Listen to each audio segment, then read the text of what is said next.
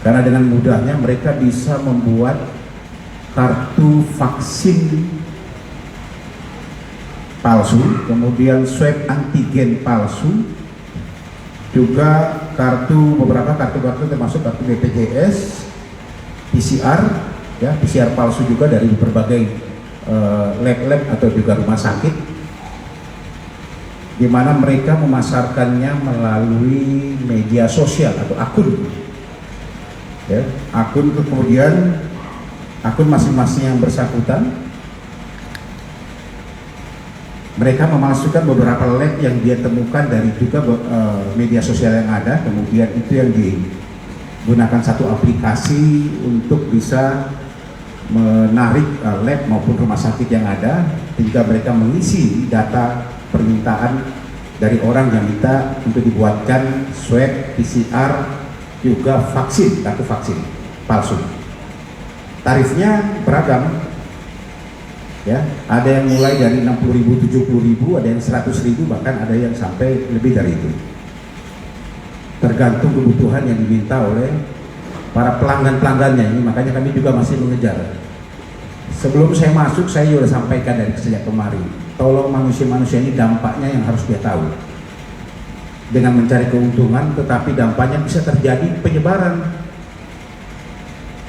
Kami petugas di sini sudah berupaya keras bagaimana caranya kita memutus mata rantai penyebaran COVID-19 yang sangat tinggi sekarang ini. Masyarakat sudah banyak yang mentaati tentang protokol kesehatan, mentaati segala kebijakan pemerintah, tetapi masih ada oknum-oknum yang memesan, bahkan yang membuat juga, ya, dengan keperluan kepentingannya. Contoh saja, persyaratan sesuai instruksi Mendagri, sesuai instruksi surat edaran Kemenhub dan juga Satgas COVID-19, untuk naik pesawat itu ada aturannya, minimal 1 kali vaksin.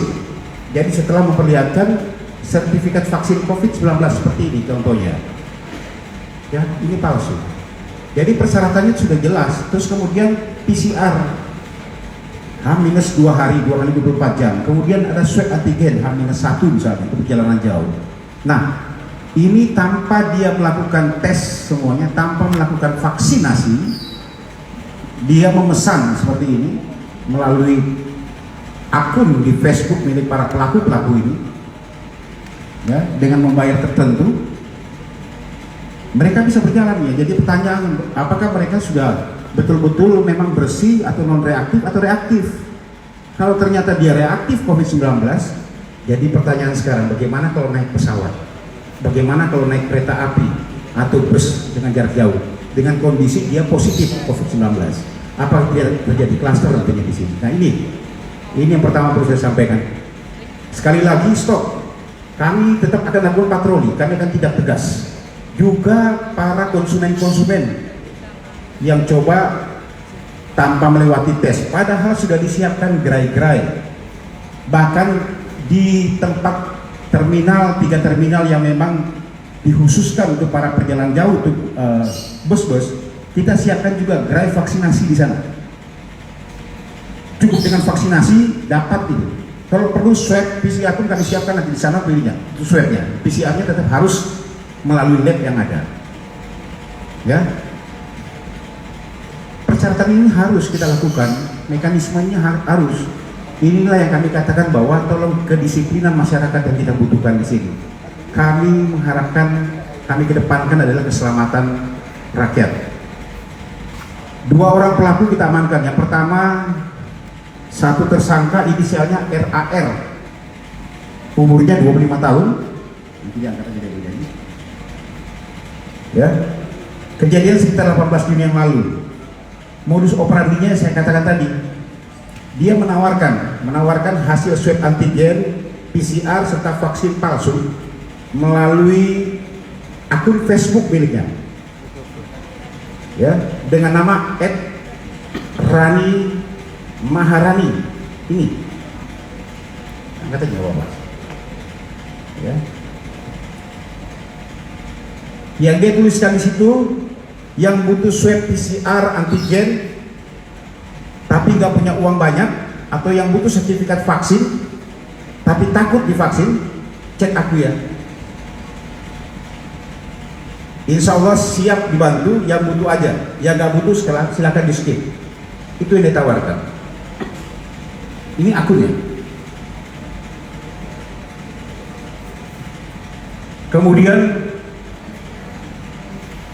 dari akun ini kita temukan berdasarkan patroli dari teman-teman dari Cyber Krimsus Polda Metro Jaya dan menemukan beberapa akun-akun yang lain, masih banyak lagi. Kami masih mengejar para pelaku-pelaku yang lain. Bahkan ada pelakunya di luar dari wilayah Jakarta. Ini masih dilakukan pengejaran.